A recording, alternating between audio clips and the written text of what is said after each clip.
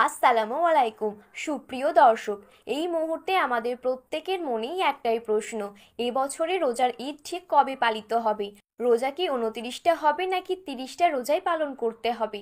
তো এই বিষয়ে জাতীয় চাঁদ দেখা কমিটির তরফ থেকে যে সর্বশেষ আপডেটটি চলে এসেছে, তো তাই কিন্তু আমি আজকে আপনাদেরকে জানিয়ে দেব এই ভিডিওটির মাধ্যমে।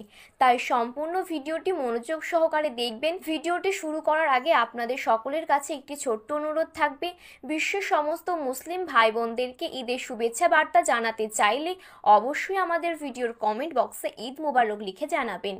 আর ভিডিওটি ভালো লাগলে আমাদের ইউটিউব চ্যানেলটিকে সাবস্ক্রাইব করে পাশে থাকা বেল বাটনটি অল করে রেখে দেবেন। তাহলে চলুন আজকের ভিডিওটি শুরু করা যাক।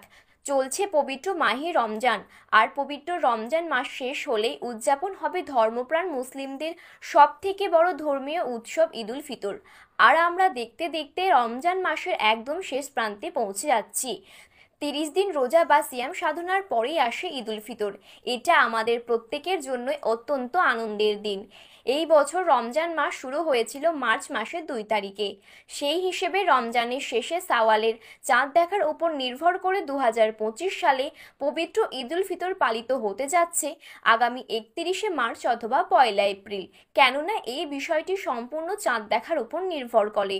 সংযুক্ত আরব আমিরাতে জাতীয় চাঁদ দেখা কমিটির তরফ থেকে যে আপডেটটি পাওয়া গেছে সেটাই হচ্ছে, এবছর 30শে মার্চ সন্ধ্যাবেলা কিংবা মধ্যরাতে সাওয়াল মাসের চাঁদ দেখা যাওয়ার প্রবল সম্ভাবনা রয়েছে। সেই হিসেবে এই বছর হয়তো 30টি রোজা সম্পূর্ণ করতে হতে পারে এবং 31শে মার্চ সৌদি আরব সহ মধ্যপ্রাচ্যের বিভিন্ন দেশে পবিত্র ঈদ উল ফিতর পালিত হতে পারে এবং তার পরের দিন অর্থাৎ 1লা এপ্রিল মঙ্গলবার ভারত এবং বাংলাদেশে পবিত্র ঈদ উল ফিতর পালিত হতে পারে।